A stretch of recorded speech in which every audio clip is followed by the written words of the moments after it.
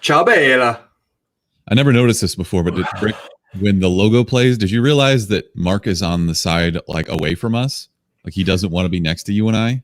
No, I agree. And you guys. Yeah, why am I still the open mouth Drader face that I asked you to never put up, but it just is our logo now? Because you didn't send a better picture ever.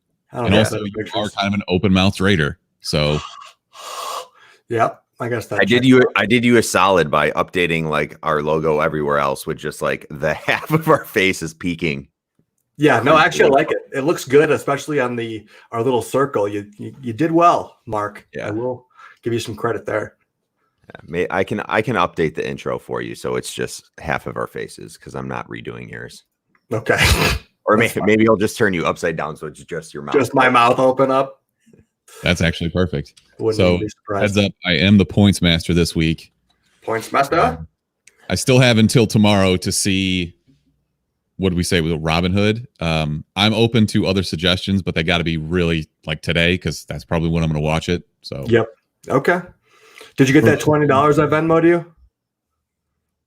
Yeah, nice try. For those of you who are new to this, we keep score every week. The loser has to watch a bad movie, generally submitted by one of our listeners or, on the Instagram or in the Discord or whatever. Decker called in a few weeks ago and suggested Darkness Falls, which Mark watched, and also Robin Hood. I was flipping through trailers this week when I was looking through compiling news. There's another movie coming out called Darkness Falls. It's not related at all. I was hoping so badly that it was a sequel because we definitely would have made you watch that. Darkness. That's why I was confused. I'm like, this is a movie from 2005. I thought there was like a newer one that came out. That's just such a B movie title. Not like B movie, not Jerry Seinfeld, but you know what I mean. Just like straight to video on demand. Just bullshit topics. Darkness. Speaking of, Brick, you wanted to talk a little bit about what the NFL is suggesting, allegedly. Can you give me the rundown for this? Yeah, so this is all via Twitter, so I'm not sure how much of this is valid, but it seems to me like they're trying to incentivize hiring minority GMs and head coaches. So they're thinking about implementing, if you have a minority in one of those positions, that your team gets an extra third-round pick per year. That's so insane to me. Like I'm fully behind the Rooney Rule and everything, which says that if you're hiring a new head coach, they're supposed to force you to interview a minority, because if you think about the percentage of black players in the NFL, it's probably like at least 75%. Probably. And the coaches are like 3%. So yeah, there's 4. Yeah. So that's, obviously that's not very level playing ground there. So I totally get that. And I'm all about diversity and everything, but adding a competitive advantage like that just seems so completely ridiculous and over the top.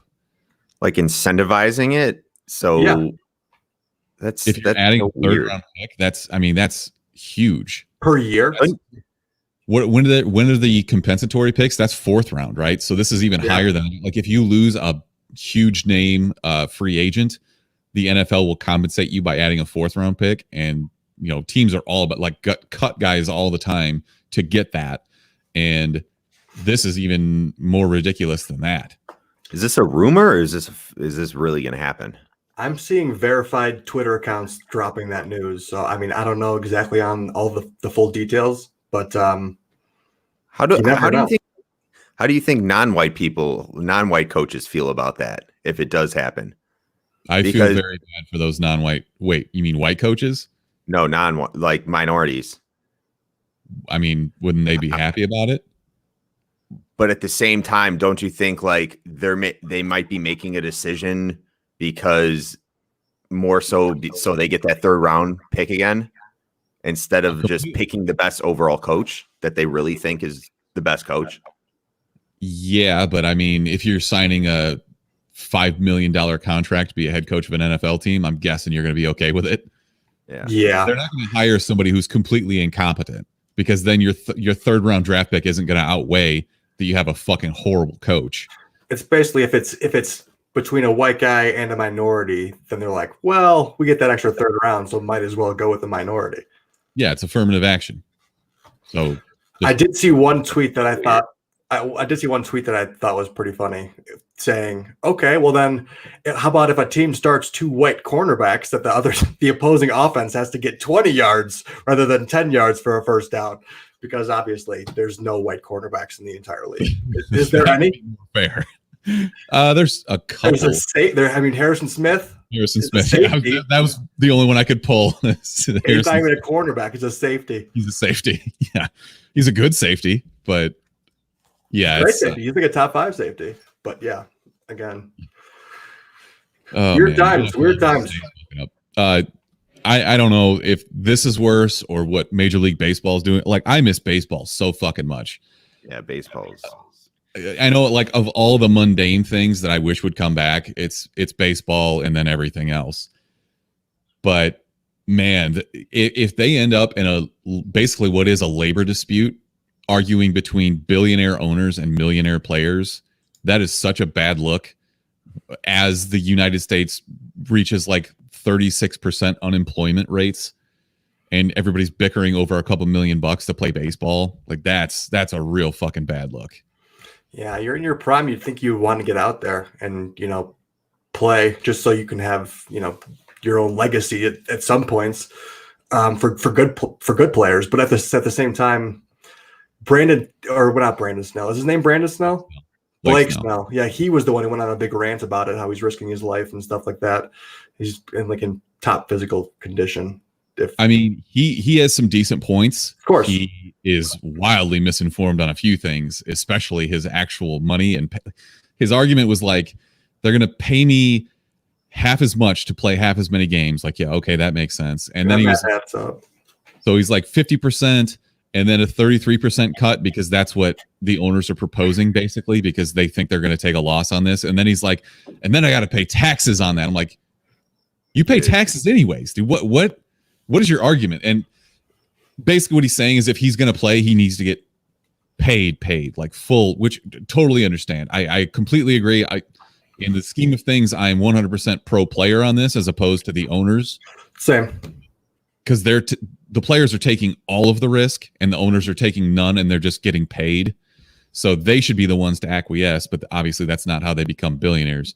Anyways, that's a long rant. I've had a lot of coffee this morning. I'm going to shut up now. Dope. I was surprised to hear you be like, yeah, the players should just go play. I'm definitely on the other side of that. Like, the owners need to fucking pony up. When do you think they're going to bring baseball back? They're saying July 4th, which I think is very aspirational.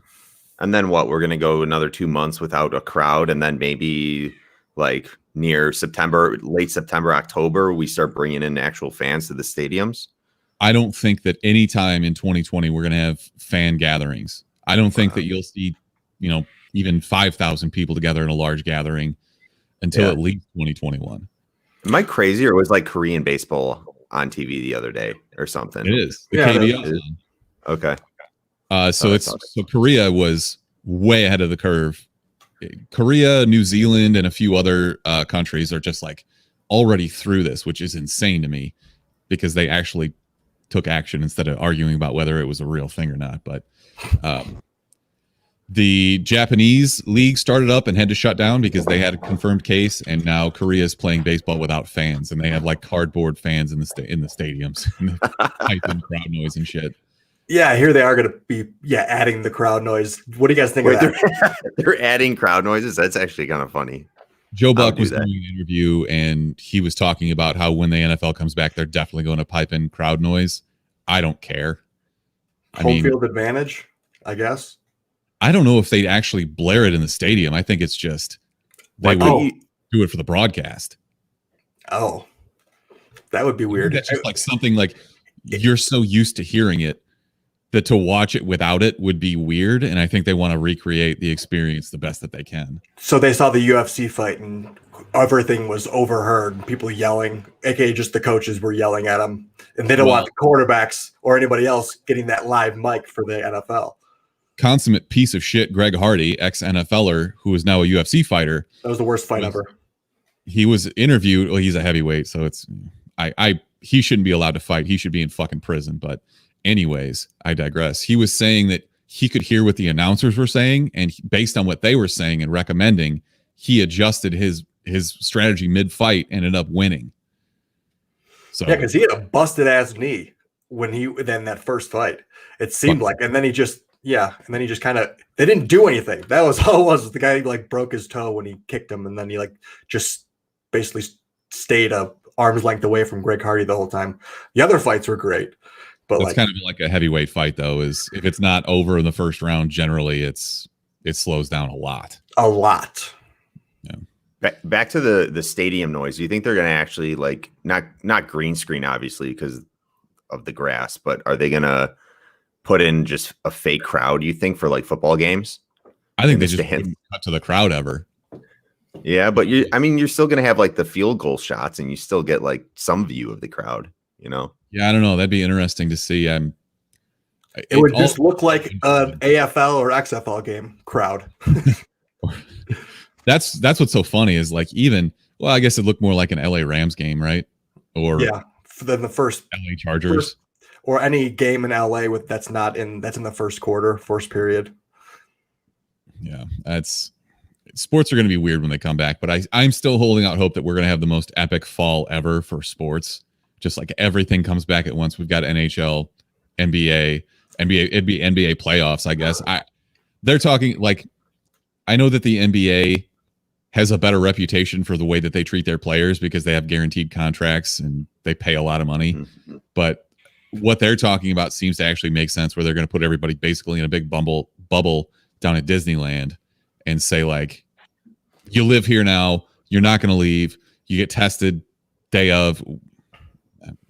I don't know why I'm rambling about this. No, that's what Mark Cuban said. And I listened to it on Pardon My Take the other day. They had him interview, and they were talking about doing that hotel exclusively. And then when you lose in the playoffs, you get eliminated. And then he brought up like having cameras there and being like more like a Big Brother situation for the NBA. That'd be hilarious and awesome to see. I would definitely watch every second of that. Itching for content, man. That's Absolutely. where we go. Yeah. All right, let's move on. News to us. Boop. I got the drops back. My basement is almost put back together. Very excited. Okay, we got a couple trailers. Brick, I'm guessing you want to wax poetic on Paper Mario real quick. OMG. When Will Post sent me that little preview, and I literally lost my shit. I think Paper Mario is the best Mario in the Mario universe. Like, you have Mario Galaxy, you got Super Smash Bros, you got Mario Kart, you have Super Mario 64. This is like the RPG version of it. I think it's always the most creative, and I think it's the most unique Mario, and that universe that they created is fantastic. And Mark's gone. Peace. See you later. I couldn't tell if he was staying really still or if he was just like completely frozen. No, I realized that I was an idiot and put my Wi-Fi onto the Wi-Fi that Kelly's sister's over with her fiance, and they're all on this one Wi-Fi channel, and I just had to switch it because definitely they were taking all that Wi-Fi. The fiance. The fiance. But yeah, have you guys ever played Paper Mario? Yes, I have. It's excellent. I totally agree with your assertion that it's just more creative, and Mario games are always super creative. Absolutely. But this seems like this is taking the cake. Absolutely, because there's all these different weird, like 2D to 3D to extend. Looks like they have a new one extending the arms and stuff like that. Just like it gets you through different parts of the map by unlocking these different skills. Also, they have great characters that are your buddy, are your pal that you kind of get to battle with that you don't normally get to battle with. Like you get a Koopa or you get a Shy Guy or something like that. That's on your team. All of a sudden, you're like, yeah, my guy Shy Guy's out here whooping ass. And then it's just they build the characters so well in that universe, and I think it's just so creative. I've been waiting for a new Paper Mario for so long. Coming in July to the Switch, I'm very excited. I might just pre-order this one. I try not to pre-order games, but I feel like Mario or pretty can't miss. Absolutely safe. Absolutely safe. Have you had a bad Mario game? Yeah, I mean there have been some subpar Mario games. I wouldn't call any of them really bad. They really kind of just like the studio dumps everything into Mario games. So Correct. Mario Party, they took a deep dive on shitty Mario Party for a while. Even the new one, I don't really like that much. It's better than the ones were on Wii U. Absolutely. Yeah. But 1, 2, and 3 remain undefeated. Absolutely. Do we want to talk about GTA 5? I was gonna bring up GTA 5 because in Capone, when he's got his golden Tommy gun in that white robe with a diaper on, I was like, I want to go rob a bank in GTA really badly right now. I didn't even make that connection, but that's a really good point. Also, the way you describe that is it perfectly sums up this fucking ridiculous movie. But it was a lucid dream, which is just GTA. Yeah. So if you don't know, GTA 5 was free on Epic Game Store earlier this week for PC. I mean, it's probably one of my top 3 games of all time. It's fucking amazing. Brilliant. The online is a little iffy, but the story mode it's fucking brilliant. So I've been waiting probably 6 years to actually play the heists. I beat the game. I think the game was on like the former Xbox, like 360, right? It originally dropped on 360. I beat it on 360. That internet server could not handle shit. So they're like, yeah, we got heists coming out. And then they're like, actually, we're going to wait till a real system comes out. And then they kind of came to that. Now it's at least on some, it's been on PC for quite some time, but yeah. Are the mods easy to get? I haven't played it yet. I haven't tried it. So I guess, I mean, like when you see a video of a guy rolling through downtown like butt naked and he's playing a piano and he's driving it like a car, it really makes you want to join in. Absolutely. Between that and the aliens beating the shit out of people with baseball bats, those are the funniest fucking videos on the internet right now. I do not understand how they're organizing, what is going on there. They have Wait, what is this? So basically you trick, like say you start a heist, okay? And you're playing with some rando online and you're like going to go rob somebody. You trick this person into going into like a trailer or a small room and waiting for this player in the room is like 10 other people in alien costumes and they just beat them all bats and they just beat the shit out of the other guy. Will you die? Yeah, right. Yeah. Yeah. Like they murder it. Oh my God. It's fucking hilarious. I don't know why it's so stupid. There has been a bunch of different videos that have just surfaced on the internet and it's become a gang war in GTA. This game is 6 years old and it's green aliens versus purple aliens. And then all of a sudden people in the Men in Black joined and then they got space monkeys. And so they have all these different gangs of people and they're like making these ridiculous storylines. Basically, yeah, like Smithers said, just, oh yeah, come follow me. And then all of a sudden you're in a dark alley where 30 aliens are beating your ass. I feel like we got to start our own crew and just like find whatever ridiculous costume we can. Oh, absolutely. We need to. All right, we'll work on that. Were you guys the one that told me this? I must have read it somewhere. This might be obvious to you guys. You might have known this already, but I didn't know that GTA 5 was the highest grossing media title of all time. Oh yeah. I think I told you that. And I think that's a perfect confluence of a lot of things. Like the fact that it released on 360 and then Xbox One and PS4 came out. So you had a lot of people buying on one platform and then a new platform is available and you buy it there. The fact that it on PC. Exactly. So Rockstar traditionally, when they release something, it goes to console first and then they have to port the entire thing to PC, which takes generally like 6 months or a year. And I don't know, it is combined with the fact that it's $60 a pop. Like that's why movies aren't, in that category. It's always a game. DLC, passes, extra shit you can just buy. You can just like pay real money to get money in the game, I think. But it's like a lot of those different add-ons add up quickly. All right, let's move on. We're running a little long, but I'm fucking fully caffeinated right now. Are we gonna play this later? Yeah, hell yeah. Should we stream it later? We could do that.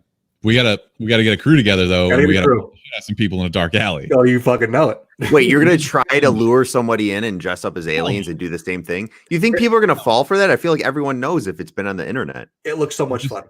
You just gotta figure out. You gotta be creative, and you can talk people into pretty much anything. No, just come on, come down here. Your seat. We're gonna go for a ride.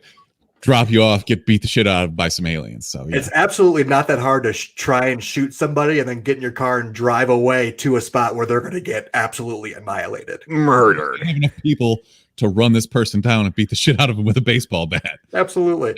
We should do like golf clubs or something instead. Or like, am I making this up, or can you use a dildo as a weapon in GTA?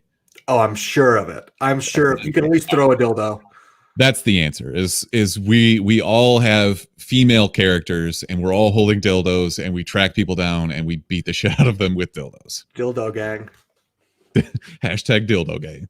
All right, let's move on. Did you guys watch the trailer for this Unhinged movie starring Russell Crowe? Yes, and I didn't think it was that bad. I'll go see this movie. Have you guys ever seen? I think I got to look this up. It's called Falling Down. It came out in '93, and it's Michael Douglas, who basically is just finally fed up. If you, let me see if I can get the movie poster of this is Michael Douglas holding a shotgun in a briefcase. Amazing. It's not like the recreation of Death Wish with Bruce Willis that they did. It's no, because he was a cop, right? Yeah, and he was just sick of all the gangsters and people that were making his city shitty. Right. His shitty city. This is the Falling Down poster. It was a Joel Schumacher film. I did not know that. But basically, he has a really bad day and he ends up somehow, like, he kills a skinhead who was like giving him shit in I don't know. It's a very actually good movie considering, but this reminds me completely of this. The premise is absolutely stupid. And the fact that it looks like it's set in Texas, probably, like maybe you don't learn today. There's a shitload of traffic, and some guy loses his mind, and because a lady with a kid in her car honks at him for too long, he basically stalks this woman. Just drive to the police station. You fucking idiot. Oh my god, yeah, duh.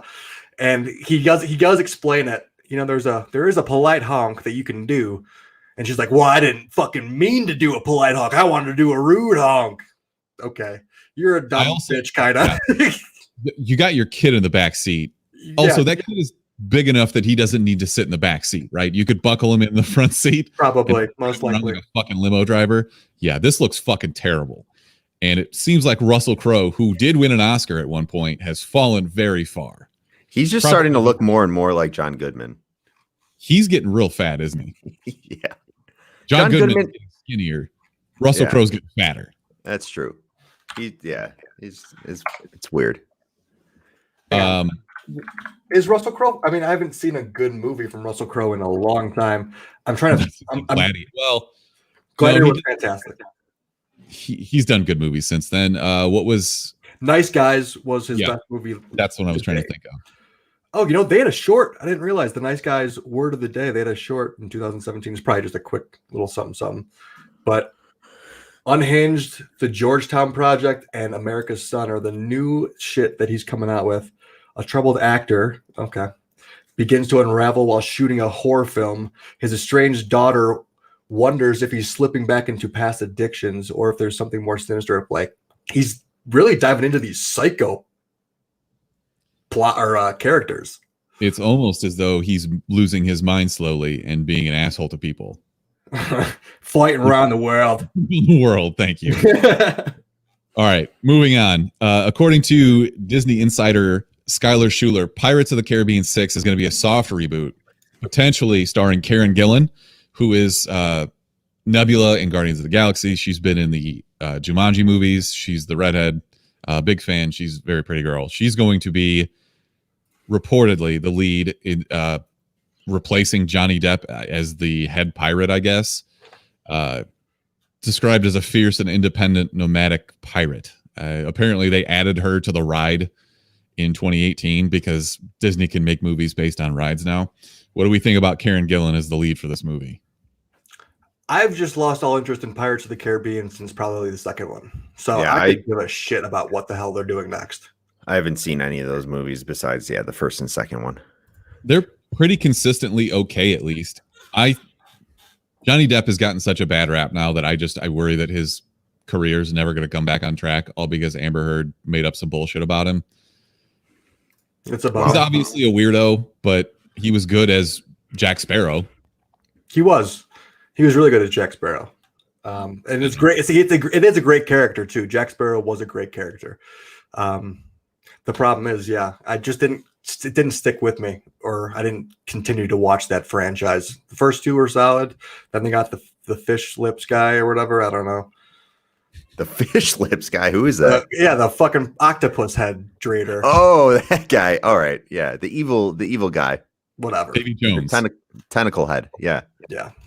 Okay. +1 for fish lips guy. Fish lips guy. Jeez. Okay. Deadline is reporting that so CW's been buying a bunch of shows from DC, like their parent company, which is DC Universal. They picked up the single season series Swamp Thing. Mark, this is kind of your territory. I gave up on Swamp Thing once they told me that they were going to cancel it after season 1. Do you think that this will get some traction for season 2, and also how was it overall? Season 1 was pretty good. The reason it was good is because DC Universe still goes pretty dark. I mean, if you watch Doom Patrol, got its gory aspect, all that shit, and they can do all that. CW doesn't do that, really, to my knowledge. So if they were to bring this back at the CW, I don't think it would be as good. If you do bring back James Wan, have him be the whatever he was doing, producer, director, I forgot what it was, but I think regardless, it's not going to be as good because it's on the CW, and they're going to lose that factor of having it show the gore and the grossness of Swamp Thing and all the shit that's going on in that town. So I'm sorry, I'm distracted by someone in our Discord who joined with the name Diddler on the Roof. what the fuck? Oh my! They must watch the podcast, because nobody named Diddler on the Roof just joins out of nowhere. They have to know we always fucking call out diddlers that are in Hollywood. I don't know who that is, but if you were on the show, I would give you points for that. I invited him. Do I get points for that? You're making it up because we don't even know who it is. It's probably Tofty. It's Jack. You're making that up. Swear to God. Who's Give Jack? me points later. Oh, Who's Jack? Yep. Whoever the fuck Jack is. Fuck yeah. All right. +1 for Jack. Let's go talk about Robert Pattinson talking about Tenet. So it's been a while since we got the trailers for this, and all of it seemed like this is time travel or like slowing of time or whatever. And Robert Pattinson is out here saying, as a quote, I mean, I haven't seen a frame of this movie. My character is not a time traveler. There is actually no time traveling. That's the one thing I'm approved to say about this. Is he lying? I'm Mark, trying to. I'm going to get back to him later too. I'm trying to think of the trailer, because they obviously do the reversing shit. But does that technically mean they're time traveling, or is that really like, was that a moment in time that can't be reversed? Well, it can technically be reversed, but it can't be changed, is what I mean. Ask if reversing time is time travel. Well, okay. So if you go back in time, the thought is that you can change the outcome of what has happened in the future. I was just saying, can you not change? Can you only just that doesn't make any sense. I was just thinking if they just reverse time, but like the things that happen do not change. Yeah, but that would make no sense. Like, why would you even need that to happen? They'd be dumb. Yeah. Yeah. I have no idea. On my shit list this week, so whatever. Maybe they just like driving backwards in the movie. I have no idea. Maybe everyone just like drives backwards and that's what they do. Who knows? Sure. Okay. Netflix has ordered a adaptation of Vertigo's Sweet Tooth. Mark, have you read Sweet Tooth? I have not. I know it's by Jeff Lemire. He wrote it. He drew it. He's pretty awesome. So we are big fans of Jeff Lemire, but apparently this is about a young part deer, part human boy who is forced at home to discover the outside world has been ravaged by an apocalyptic event, post-apocalyptic, if you will. Ooh. The real interesting part of this to me is that Will Forte and James Brolin are set to star in the series, and it's going to be produced by Robert Downey Jr. and his wife. They have a production company. They're going to be the ones producing it. So A+. Let's go. Was this supposed to be? Did you read it? Did anyone know if we've read I it have yet? not. I looked at some of the artwork. It looks real trippy. It doesn't seem like a comedy type It thing. doesn't. It's actually pretty dark. Yeah. Like, apparently, you know what? I shouldn't say that. I don't want to spoil anything, but there's some death involved and there's a prostitution ring. Doesn't seem like a comedy to me. So I'm wondering why Will Forte's showing up in there, but maybe. Yeah, dark humor, I guess. Could be. Very I don't dark know. humor. Netflix, keep pumping this shit out, man. We're not doing anything else, so why not? Do you think Robert Downey Jr. and his wife were actually like, hey, we need to make a movie about this? Or did somebody come to them like, hey, this could be a good story. That's a comic book. Let's do this. And they're just like, okay. They definitely have to be sold on it. I mean, as a production company, like it's the onus is not on you to find stuff. It's to make the right stuff when people bring it to you. True. So let's see. Are either of you familiar with Percy Jackson, the book series? This with the gods, right? Where he's like a son of one of like the gods, and they have like their own little training camp. Wasn't there a bunch of movies on that? There was one movie, and apparently people who liked the books hated the movie. That is pretty standard for most books to movies.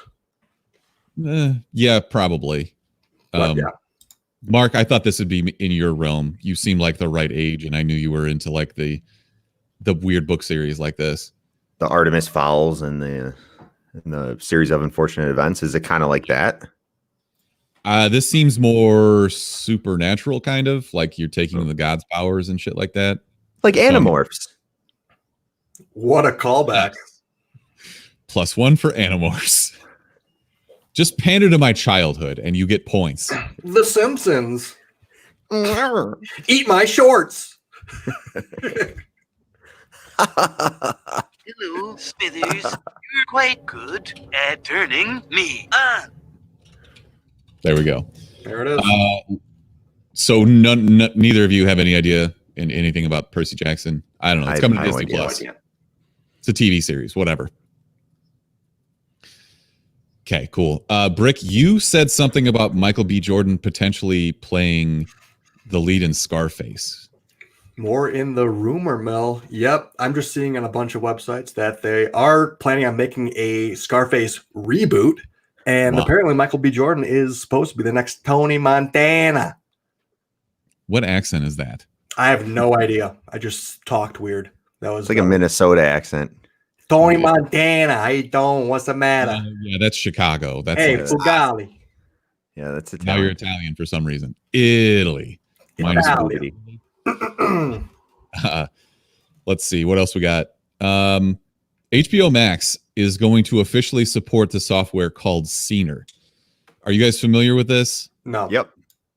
So Scener, Brick, is basically if everybody has a Netflix subscription at this point, you can log in. It's not fully supported by Netflix, but you can still use it. It's basically group watching, and you can have there's a sidebar with a chat window, or you can have video and audio. So it's basically just perfect for right now. Actually, I was reading an article that said their user base is 15 times larger than it was pre-pandemic, which makes sense. Absolutely. We did one of these when we watched Code 8, and I don't know. We just kind of like jerry-rig something together using StreamYard. So having a dedicated service to this seems like a good idea, and the fact that HBO Max is going to come out in a couple weeks, I think, and automatically support this, that's a very good idea. I agree. It's kind of like how Netflix doesn't really care, or they can't really care about how many people log into your account, but now you get to watch it with your friends anyway. It's kind of it's inclusive for people who actually have to stay home. Double slap in the face to Netflix if you're sharing your password and then using Scener to watch it together. For other people, yeah. Amazing. Oh, you know what? I didn't throw this in the notes, but there's rumors out there that AMC is going to be bought out by Amazon for like pennies on the dollar. A bunch of people bought options calls for AMC theaters because the price was in the shitter.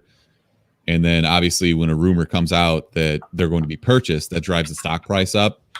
So a lot of people got really rich off some speculation this week for something that may not even happen. But I've kind of been calling this is that somebody's going to buy out AMC and probably Regal and some other theaters too, depending on how much cash they have on hand. AMC's been way over leveraged for a long time. They released some very high interest rate debt. I mean, Alamo Draft House just declared bankruptcy too. So that's my theater that I was going to. So coo. Depending on like if it's chapter 11 or chapter 13, they can still come back from that. It basically just says like, hey, we can't pay some of these, and they forgive some debts and pay the like most important debt holders. Their shareholders get nothing, but that doesn't necessarily mean that they're going to close, I guess is what I'm saying. Okay. This has been Finance Fun with Smithers. I think Amazon is going to buy them all out. I mentioned this in the Discord, and either turn them into one of their warehouse and shipping facilities, or they'll keep them, rename them with an Amazon type affiliation, and then they're going to do some cutting to employees where basically concessions are now going to be like Amazon Go, like the grocery stores they had where you just got to swipe your fucking app and shit like that. They're going to revamp all of the theaters that they buy. That's just my prediction. If they're not going to just turn them into warehouses, because those are big estates. Like you can do a lot with that property. Like if you think about how big a fucking movie theater is, I don't think we necessarily need all the movie theaters that are out there. It's kind of like golf courses, especially with the golfing industry, how many people actually go and play golf. But yeah, movie theaters, I think it's a little too many out there, and Amazon's going to take advantage of that and then just use it to their profit. So I think that it's possible that we're going to end up in a bidding war. I think that my prediction was Disney was going to buy these, which just kind of makes sense. It's vertical integration. I guess it's the same for Amazon because they have production studios and shit too. I think there's a possibility that they turn some of this real estate into different, warehouses or whatever, like you said. But I think that they would keep some theaters open and alive. Mm-hmm. I think they would rebrand them though, or it would definitely be like AMC by Amazon. Yeah. But I think that they would also try and keep the AMC name alive. Amazon's getting a lot of negative press lately, deservedly so, because they're not treating their employees very good. I don't know. It'd be really hard to cover up that they bought, AMC. Everybody would know about that, but I think people forget very quickly. But fuck Amazon, support your mom and pop shops. Just come to my basement and watch a movie. -1 for being a huge creep show. Are we sure that Big old creep work? Best. We the best! Worst. The worst! You're the worst person in the world. Huge skank, terrible, but thank you. All right, Brick, I'm going to let you go first. Who is your best man alive? Dave Portnoy, ya boy, because they've had had a long-standing rivalry with NFL Commissioner Roger Goodell, and the NFL decided to put out this charity event where the highest bidder gets to hang out with Roger Goodell in his man cave, eat a bunch of M&Ms, and watch a Monday Night Football game. And Dave Portnoy, who has been arrested because of Roger Goodell, they've made clown shirts of Roger Goodell. They can't go to Super Bowl. He got kicked out of the Super Bowl meetings in disguise because of Roger Goodell. Now he gets to go into his man cave, have a one-on-one Monday Night Football game with Roger Goodell because he paid $250,000 to a charity, which is, of course, a write-off and a great move. I just think that's such a funny power move, and I can't wait to see what happens with Goodell and Portnoy. I don't think you're ever going to see what happens. I think that, obviously Portnoy will talk about it because he's a fucking moron who can never shut his mouth. Absolutely. I fucking hate Dave Portnoy. I think he's a huge piece of shit, and he's not funny. Why? I'm just curious. We've gone back and forth on this so many times. No, I know, but I'm just specifically because he's from Boston. No, he is a masshole, but that's not why I hate him. I hate him because he's just overall a dick to everybody. Like he himself is not funny. He hires very funny people, which is smart. Like he's grown a business from nothing, and I can't take anything away from that. I just think he's a prick, and he's not funny at all. I find him hilarious. He is. I feel like this. I feel like if we went back Smithers encountered him at some bar in Chicago or something, went up to shake his hand, and he's just like, "Do I know you?" And Smithers just looked at him and just walked away. No, Sure.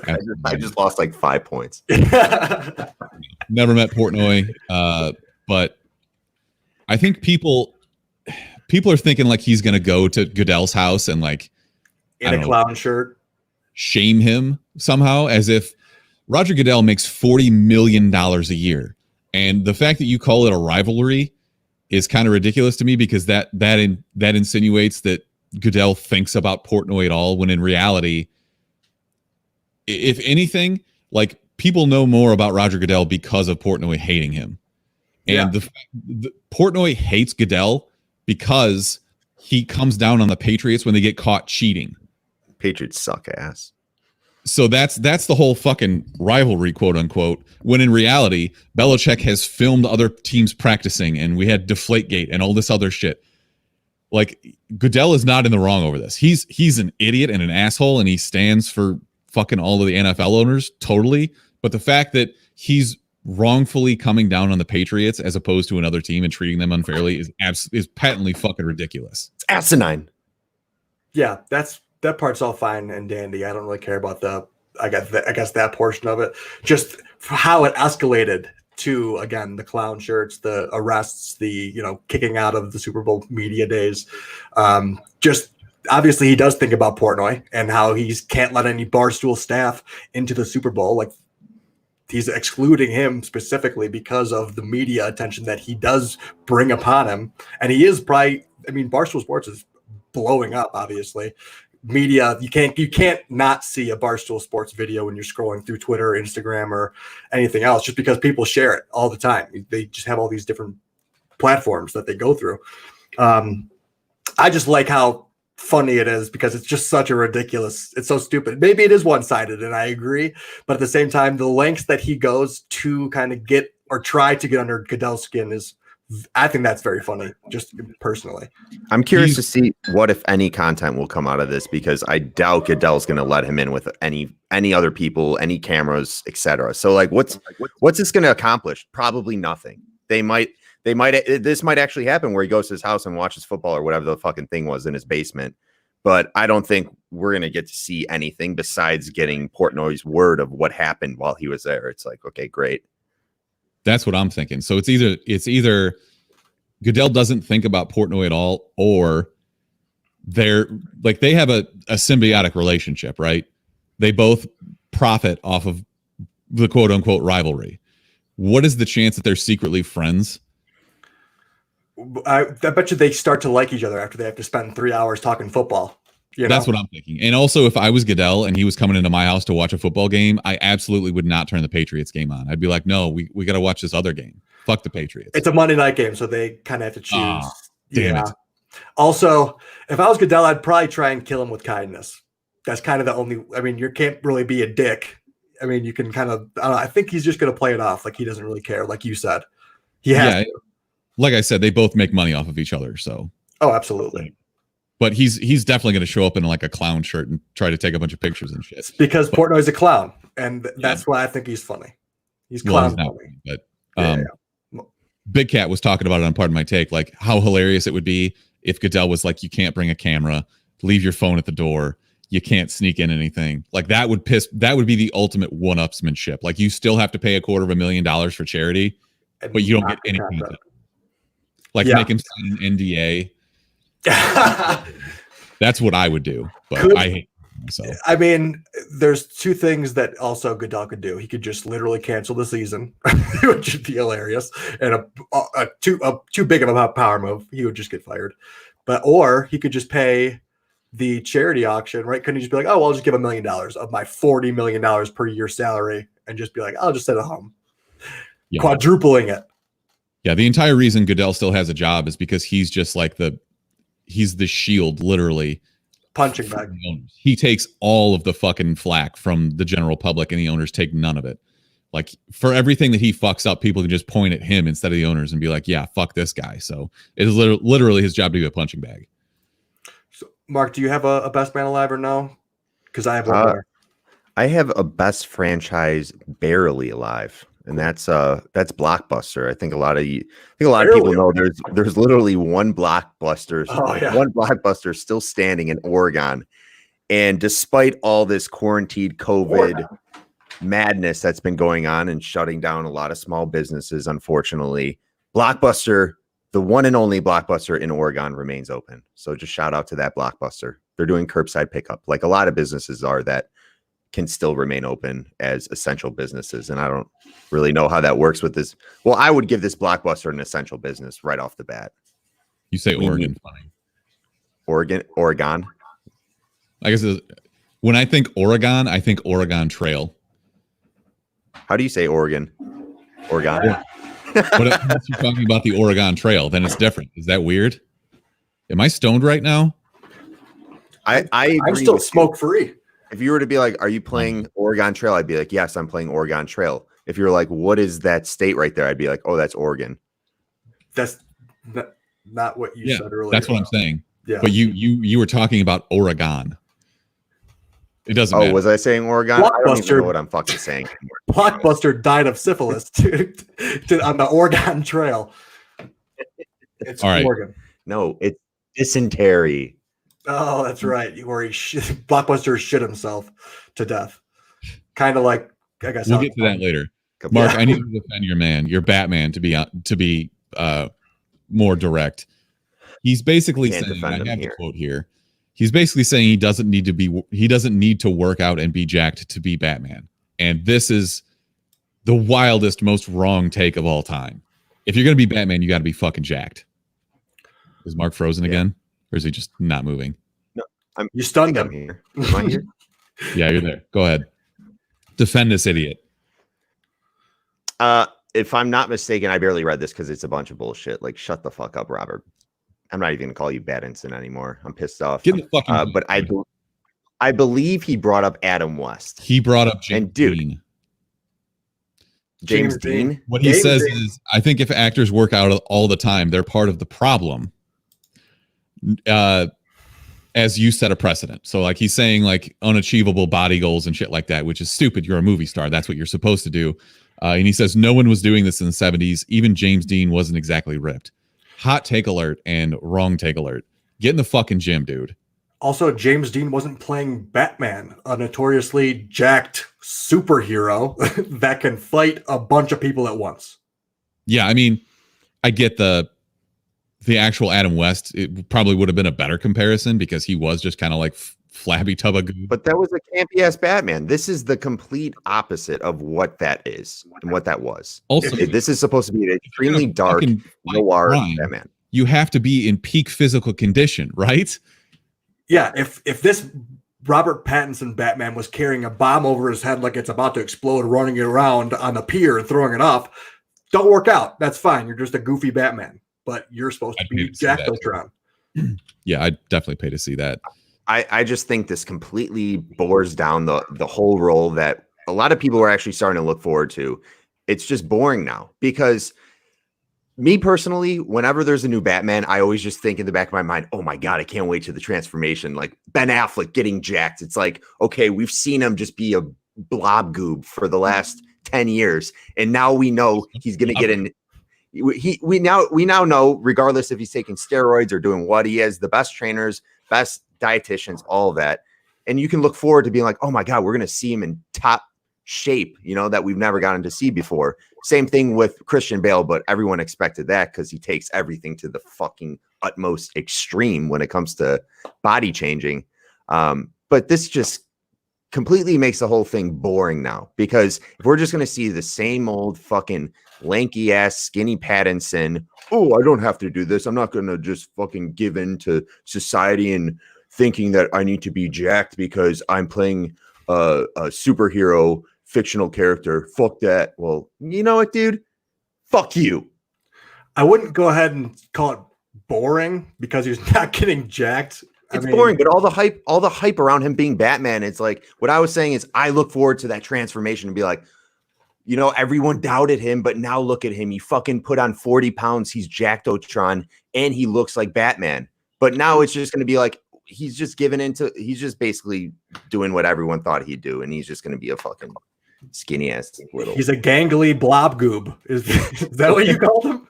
A blob goob? He gets points for that. To me, this just reeks of laziness. Like, I just don't want to work out. Like, what? You're a literal millionaire who is doing things to entertain people. Take some Hollywood steroids, hire a fucking dietitian, a personal chef, and do the work. Like, if anybody in the world has the choice between being a blob goob or actually ripped and playing Batman, how many people are going to say, nah, I'm just going to be a blob goob? And you know what? Blob goob.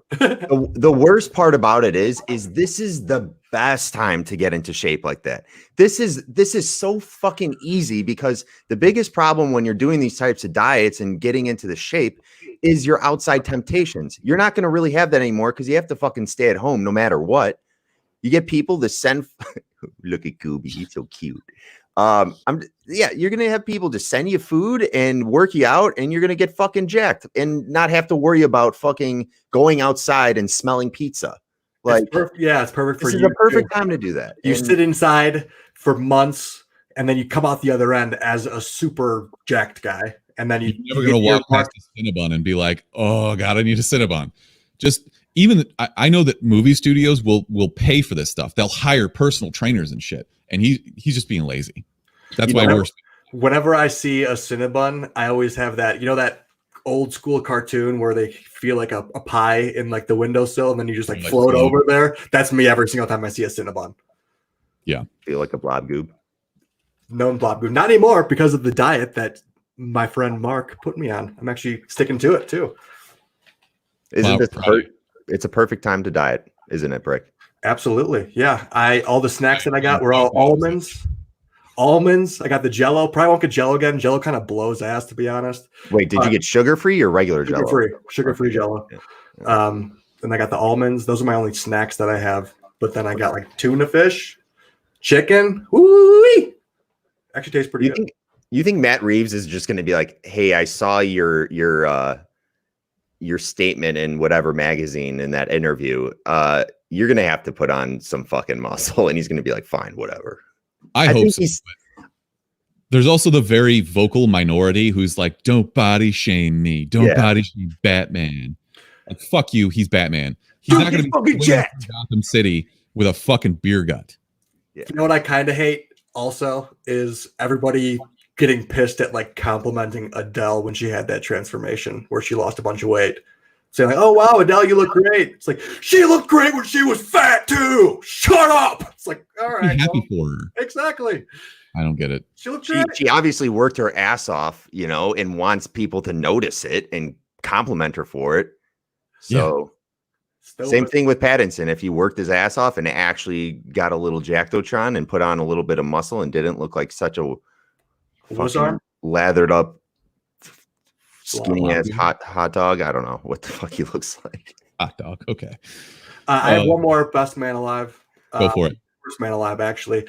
It's stupid ass Quentin Dunbar and the other guy Baker that are NFL players, and they both got caught or both got arrested, or there's a warrant out for their arrest for robbery because apparently they lost like $70,000 in a card game, and they went to like a barbecue apparently, and then like took $12,000 from somebody, and then like a bunch of watches, and then like got off in their Lamborghinis and drove away, and then now they're just like arrested. Like, yo, you were guaranteed $9 million. You're really gonna do that for a couple of grand?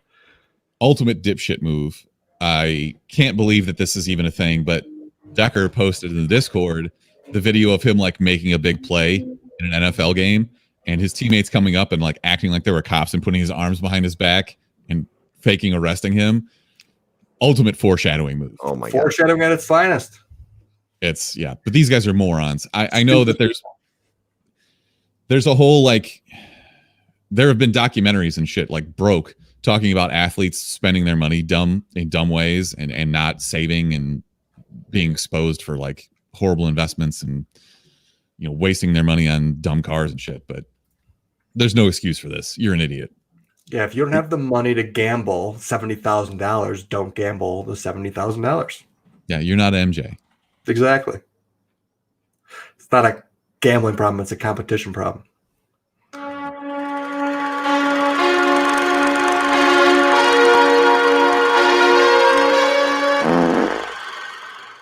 What a perfect intro for this movie.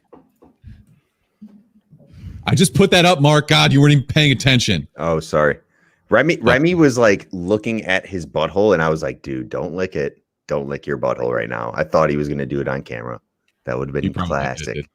No, he's a gentleman. He goes off camera to lick his butthole. Okay, so our review for this week is Capone, which released yesterday to streaming. I believe it's $20, which is obscene. So this is Al Capone in his later years, played, I think, pretty well by Tom Hardy, even though we'll get into it later, but this was not a good movie. So currently at 39% on Rotten Tomatoes, 38% from fans, which I think is actually kind of generous. This is written, directed, and edited by Josh Trank. And at this point, I'm giving up on Josh Trank forever. Man. What else did he do? Famously, he tanked that Fantastic Four film and then blamed the movie studio for basically just doing a shitty job with it. He also he directed Chronicle, which was okay, I guess, but he did write and direct a very shitty Fantastic Four movie, which there's really no excuse for. The Fantastic Four are a great story, and he completely botched it. And after watching this, it seemed like, based on watching the credits, he's really fucking proud of this movie because his name is all over it. Written, directed, edited, blah, blah, blah. Just plastering his name all over it. And I do not understand why at the end of this movie he would go back and say, like, yeah, I'm really fucking proud of this. Oh, no. I'm looking up his next project, and it's The Rise of Theodore Roosevelt. And apparently he's a writer for it, so I guess we'll see where it goes. But Scorsese and Leo are attached. Can they save it? I don't know. It depends on how many times he writes into the script that Teddy Roosevelt shits his pants. Hey, Teddy Roosevelt went through the submarine. He rode a car, and he flew a plane, and he shit his pants in every single vehicle. All right, so this is Al Capone at 47. Basically, post-crime boss. He's in his later years. He's got syphilitic dementia, which, fun fact, I didn't realize that he contracted syphilis when he was 15. Yeah. He's been shitting his pants since he was 15. That's nuts. So he's got dementia. He thinks that he buried $10 million somewhere, which back then would be like $1 billion now. I don't know. This whole story is basically just him walking around, not knowing where he is, shitting his pants occasionally, spitting at Linda Cardellini, who is he'd recognize from Grandma's Boy. Mad Men. She's great too. She's a great crier. She really is. She really puts some effort into it. And she doesn't look ugly crying either. There's like a big difference. So Mark, give me your thoughts on this atrocity of a movie. I thought it was very, very bad. It was fucking terrible. I get the sense that you want to take somebody like this and show him at his most vulnerable and the weakest point in his life. You don't want to humanize him, but yet this movie showed us nothing interesting. That obviously we know Capone had a very fucking fucked up, violent, interesting life though in Chicago, primarily during the Prohibition. And if you've read about Capone, you know the Valentine's Day Massacre, all the people he murdered during the Prohibition. And this movie lacked any look into that, giving us any background as to that. It showed us like two-dimensional, visions, flashbacks. Lucid dreams. Gave us nothing, and I think it was just a matter of this guy was like, hey, I'm going to write a story about Capone and just show how fucking weak he's become and just make him look like a fucking idiot. I get that, but you're doing nothing with the story. It was fucking terrible. It was the worst thing I've watched this year. Probably last year too. I think this is the worst movie I've seen in the last 2 years. It's fucking bad. I don't know if I'd rather rewatch this or Midsummer. Probably just this because it's an hour and a half shorter, but still very bad. Brick, what do you think? I thought it was bad. I didn't think it was the worst movie in 2 years, but I get Capone has such a rich, history of actual interesting things that happened in a really interesting era. and they just like bypassed it all with these lucid dreams that were just fake realities. They didn't go into anything that specifically they hinted at the St. Valentine's Day massacre through radio, and they kind of told you the story of what happened in that, which was basically he hired people to allegedly hired people to dress up as police officers and take these people to the back alley, and they killed 7 people. I think they did a lot of hinting, and they did a lot of dancing around what actually was. I mean, there's been over 20 films about Al Capone. And so I think they wanted to go for a different angle, but I don't think never the seen angle a film about Al Capone. I just looked it up. Are these like films you would maybe find on VHS in like a library that maybe were published on PBS or something? Like they weren't major motion pictures. It's not like these are films that I guess have had Al Capone in them, not exactly majorly based upon him. It's just there's been a lot of different stories, a lot of different adaptations for it. I mean, they have he was kind of the central character for Tony Montana is what they were saying. I mean, Scarface, they called him Scarface literally in this movie because he does have scars on his face, but there's stuff in here. He inspired the character Tony Montana. But I guess it didn't land for me. I thought it was a little too boring for what they did. It didn't really hit for me. And I'm a history guy. I love the history behind it. I guess, Smithers, how about you? What did you think of this? I think Mark did a very good job of explaining it and saying what I took away from this the most is that they threatened so many times to tell an interesting story, and then they just never did it. Yeah. It was they kept doing the flashback scene where he's kind of reliving his encounter with Louis Armstrong. Like, I'm like, okay, yes, finally they're going to get to something, and they just never fucking did. And it was such a tease. This is the worst movie I've seen this year. It's going to be in the running for worst movie of the year by the time the year ends. We should have watched Scoob instead of this. This is by far the worst movie Tom Hardy's been in. Yeah, I think definitely. Tom Hardy did a pretty good job of playing that role, though. I agree. It doesn't come down on Tom Hardy. He did a good job of like scrunching up his face and like focusing really hard before he shit his pants, but he waddled around a bunch in a diaper, and it just this movie sucked. Yeah. How would you have done it better? I mean, obviously we don't like this movie, but how would you guys have portrayed Al Capone film? With keeping it semi true to what this movie was, or completely? No, just whatever. Al Capone is the base. What's your story? What's your baseline? Show us the fucking fucked up, interesting things that happened in his life, like the Valentine's Day massacre, how that happened, him getting into power and basically running the whole fucking U.S. with prohibition.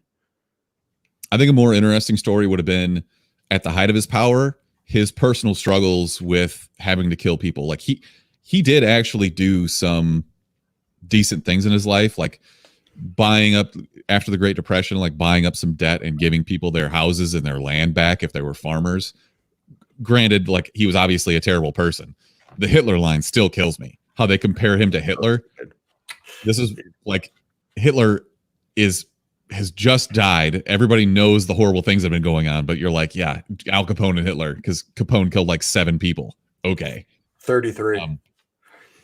Whatever. And that's what mine would have been about. If I would have literally titled it 33, and it just goes into. They have on Wikipedia the 33 alleged murders that he was basically they were dubbed as consequences of Al Capone's actions. So I'm going to go through. I'm going to go through a couple of these. So they have the dates and why they were all killed. So I would do each one of those would be a memory and just kind of keep going back and forth between the actual murders and I guess his dementia. So first guy, Joe Howard, tried hijacking Capone and Torio's beer and just got murdered. Dean O'Bannon ran a north would probably take that action, taking his beer. He'd be like, "No, you're dead." Yeah, so this other guy, fuck Capone up. I'll start with him, and then I'll go to Portnoy. Portnoy, you want to fucking go, you little pansy ass bitch? Dark. Okay. And then this other guy, his next about Portnoy. His next murder was this guy who ran a Northside liquor business and declared to hell with the Sicilians, murdered. Another one was suspected of treachery by Capone, and then there's 3 deaths for that one. One of them just so happened to be with him that night. Brutal. Then he had a bunch of gang wars, people testifying against him in the conspiracy trials. Then they had several different importers or people that came imported from New York, St. Louis, and Cleveland that tried to murder him. So he killed all the assassins. All these are way more interesting. People that didn't want to support Capone on election day, murdered. Are you just going to go through all 33 murders? There's only like 5 left because there's a bunch of them. Then they had like the Bugs Moran gang hanging out, which is just basically the same Valentine's Day murder. Bugs Moran, Also hilarious that his arch rival was Bugs Moran, and then they had him chewing on a goddamn carrot like an idiot. Check out my Tommy gun, Bugs Moran. Hey, see? I did laugh quite a bit towards the end when he's walking around in a diaper holding a solid gold Tommy gun. Yeah. It was that was the best. Create your GTA 5 character right there. Fake, yeah. That was honestly, maybe that's our GTA gang. Is we all dress up like Al Capone and carry Tommy guns and golden Tommy guns, and they all have to be in robes and diapers. I'm actually super down for that. Let's go. But I think if you went back and forth something along those lines, I think they didn't get into any of the actual murders. It was all just like, oh, here's the thing of just general murder. Well, yeah, but you don't really know much. They didn't explain why he was getting tortured because it just kind of didn't. It was disjointed. No one's a story that is inherently interesting and somehow found a way to make it boring. The best part was Neil Brennan's 5-minute cameo. I was surprised to see that, and it was funny. We were talking before we hopped on the stream about like the jokes that he was probably dropping as he sat next to Tom Hardy, and Tom Hardy had to act like he shit himself. Like, how many takes did they do? Yeah, he had to have. Neil Brennan's just a funny ass dude. All right, any final thoughts on Capone before we move on? Do not watch the trailer because the trailer does this.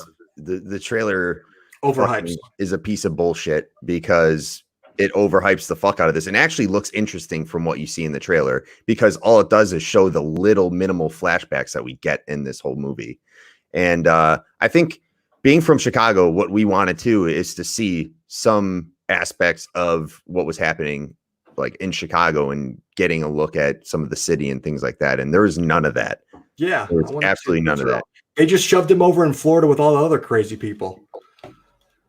I do think it's pretty telling how much power and money he had, that he did all these horrible things and he was able to just like, instead of going to prison to rot and die, he lived in a mansion and people took care of him and shit. That speaks a lot to the sheer amount of money that he had and hid away, and also the power that he had. So that was probably the most interesting part of this entire fucking movie. But yeah, so 3 more things I'm just going to bring up. During the halfway point when they had that Flappers party, I was like, when did this movie become more of a shitty musical than an actual crime mob boss story? Post-apocalyptic. Seriously. And the other 2 parts were when the doctor said that he couldn't have any cigars, his friend like thought he might as well be dead. Like he was like, oh my, no more cigars. Also, the last part of it was, if anyone moves that fucking statue, I'll fucking kill you. And it had like a sheet over it, or it didn't even have a sheet over it. It just looked like like a dick and balls. Did you guys notice that? A little bit. It's the Lady Atlas statue. He literally threatened to cut the head gardener's head off. It's like, I will cut your fucking head off. If anyone moves that dick and balls. One last one. Are you gonna? Do you have something else, Brick? No, okay. For all the listeners, if you do come to Chicago, one of the things you'll most likely do is go check out pizza places and deep dish pizza. There is a place called Chicago Pizza and Oven Grinder, I think it's called. Chicago Pizza and Oven Grinder. So what they do is they basically put the dough in a bowl and it's like a pizza soup. I personally don't really like it, but it's a very famous place. You'll wait up. They don't take reservations. You'll wait up to like an hour. But what I was getting at is across the street is actually where the Valentine's Day Massacre is. So it's a very well-known pizza spot, but a lot of people don't even realize that what happened across the street was fucking one of the most, historical fucked up things to happen in Chicago's history. So that's just a quick little fun fact to know if you go visit Chicago. Another little fun fact about Capone is his brother went to Nebraska and became a police officer against prohibition. Isn't that weird? Yeah. Talk about a family feud. Right? All right, let's do our weekly recommendation so we can stop talking about this piece of shit movie. I will go first, but I will only take one. I will only say one because I feel like I'm going to take one of these from Brick. Jerry Seinfeld's new stand-up is very funny. 23 Hours to Kill just dropped on Netflix earlier this week. Have you watched this yet, either of you? Yeah. I heard it was really good, though. Brick, did you think that Seinfeld seemed angrier in this stand-up than normal?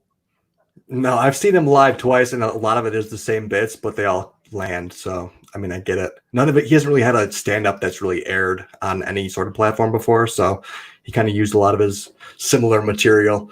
But no, that's just the way. Yeah, he's just an old guy. That's all he is. Just an old crabby bastard. Yeah, he complained about his Maybe wife that's a why lot. it appealed to me so much, is because I'm old and angry all the time. Yeah, he complained about his wife a whole bunch. His great Observational humor. Oh, absolutely. His great versus suck bit was, I loved that. That was so funny. They're so closely related. Brick, what do you recommend this week? Magic for Humans season 3 just dropped May 15th. I already watched a few of them. They're great. They're still exactly what you want, exactly what you're going to get.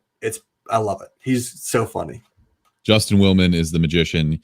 It's not just magic. Like, the magic is interesting, but just doing regular magic, like if this was David Blaine or something and you were watching, you'd be like, this is dumb, whatever.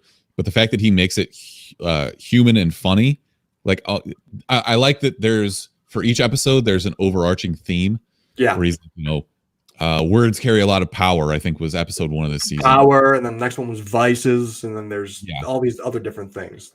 So it's not just him doing magic. It's kind of telling a story a little bit. So he's brilliant. I love it. I would love to sit down and have a beer with the guy. I bet he's really interesting. Yeah, I'm pissed. I had front row tickets to his show in Aspen, and coronavirus canceled it. So, bummer. Yeah. All right, Mark, what do you recommend? I recommend just keeping an eye out on what is available to stream in the upcoming weeks, because there's actually some good shit coming out. We have Uncut Gems is releasing on May 25th, and then a couple days later on May 29th will be Space Force with Steve Carell. So keep an eye out for those. Uncut Gems, I think we were kind of all over the place with, not all over the place, but we had some disagreement, but overall I think it is a movie you should see. So definitely that was a very talked about movie in 2019. Go check out Uncut Gems with Adam Sandler. If you're missing sports, that'll kind of scratch that itch for a little bit. But then after you're done with it, you'll be like, fuck, I want to bet some shit. It was a very butt-clenching movie, and it's just a continuous series of worse and worse decisions made by Adam Sandler's character, and that's what made it interesting. And also, he was really good, if not super creepy, in that movie. Yeah. One more recommendation is going to be Dead to Me. Dead to Me season 2 dropped also on May 8th. If you guys haven't watched that one, Linda Cardinelli is also in there. She plays kind of the same thing in terms of bad decision after bad decision, and it's like a comedy, but it's a dark comedy, and it's a roller coaster. It's her and Christina Applegate, right? Correct. Okay, love Christina Applegate. Very funny. You completely left this out of the news. Tony Hawk 1 and 2 is coming back and going to be remastered for Xbox, PC, and PlayStation. And I completely botched last week's episode when I was asked what was the video game I've clocked in the most hours. It's definitely Tony Hawk as a franchise. I used to play that game so fucking much, and I am pumped. They just actually dropped a Spotify playlist with all of the tracks from Tony Hawk 1 and 2, so you can go listen to that right now. Blitzkrieg bump. Yeah, they're gonna remaster the soundtrack too. I don't get like what that will do, but I'm all for it. I saw some of the gameplay. Given that most likely it's on PC, they're showing the PC gameplay with a sick graphics card, whatever. It still looks awesome what they did to like the warehouse and the hangar and all those old the school, all those old levels that you got in Tony Hawk 1 and 2. So if you're a big Tony Hawk guy, this is some very exciting news, and I am pumped and stoked, dude, to fucking get my shredding on, dude. Oh yeah, gold digger, Superman. Okay, let's do our points rundown for the week. So this was very close. You both actually had a pretty clean episode. Ooh. So let's go through Mark first. Mark, -1 for being a Wi-Fi idiot. +1 for the comparison of John Goodman to Russell Crowe. +1 for the Animorphs reference. +1 for saving AMC theaters and your recommendation there. -1 for being an absolute basement creeper. That was very 1 for your Portnoy sucks theory. 1 for your Blockbuster story. 1 for saying blob goob several times. I don't know why, that just made me laugh. Yeah. -1 for not paying attention and putting up a comment that I already put up. +1 for Remy's butthole stare down. +1 for your take on Capone, not humanizing him, but also how about you tell us a fucking story? That'd be great. And +1 for your Valentine's Day massacre location knowledge. Even though I should have taken 1 away for not liking Chicago pizza and oven grinder. That their food is amazing. Brick, +1 for being a mouth breathing Drader. Sick. +1 for fish lips guy. Fuck it. That would be the worst nickname to have. +1 for Diddler on the Roof, even though that's not you. I'll give you shout out Jack. Yeah, shout out to Jack. -1 for liking Portnoy. I could have given you -10 for that because he sucks. Absolutely. +1 for staying sober. Proud of you. +1 for the Batman bomb carrying reference. +1 for the floating by a Cinnabon reference. +1 for Quentin Dunbar being an absolute moron. +1 for your Capone facts. -1 for listing all Capone murders. Just shut up already. Even though I know I rambled more than anybody this episode. -1 for can't pronounce crime mob boss. Crime mob boss. +1 for the dick and ball statue. And I think that this is the winning point right here. You told me earlier this week that Magic for Humans was back, and I did not know that. So I have to give you just the very slight win here. Like I said, you both had a pretty clean episode, but in the end, I got to give it to Brick. I would like to thank Justin Willem. Willman. -1, tie. You both suck. Scores already been counted. Elise agrees with me. That's a fucking soup of a pizza. It's not even good. She gets negative points too, so she has to watch the movie with you. I hate you. Send us your recommendations via Instagram or Twitter for a shitty movie that Mark should have to watch. Or Discord. Join our Discord. Yeah, or drop it in the Discord or leave us a voicemail. The number is 847. What? Oh. Yeah, our D&D streams are back. Wednesday nights, it seems like it's going to be now. We had our 3rd installment of Baldur's Gate Descent into Avernus. I know I was a little bit rusty as far as remembering how to play. I think, Mark, you might have been too. It was we were stepping on toes a little bit at the beginning, but I think we finally got the hang of it. We got some rhythm to it. We'll be back this Wednesday night for our 4th session. Shout out to at Pull the Lever. Joe is our amazing dungeon master. He put some real dough out there to put together these dungeons and these landscapes. They're fucking unreal amazing. He's got like little lights and shit, like flickering fucking torches and all that shit. Amazing. So if you want to watch some of the past episodes, they're available on YouTube. Mark cut up, edited a little bit of the video, the stream from this week. So check that out. In the meantime, if you want to join our Discord, hit us up on Instagram or Twitter. You can find us on all social media platforms at the Chumpcast. You can also call or text us at 847-920-6107. I guess until next week. Jumps out, motherfucker. Bye-bye.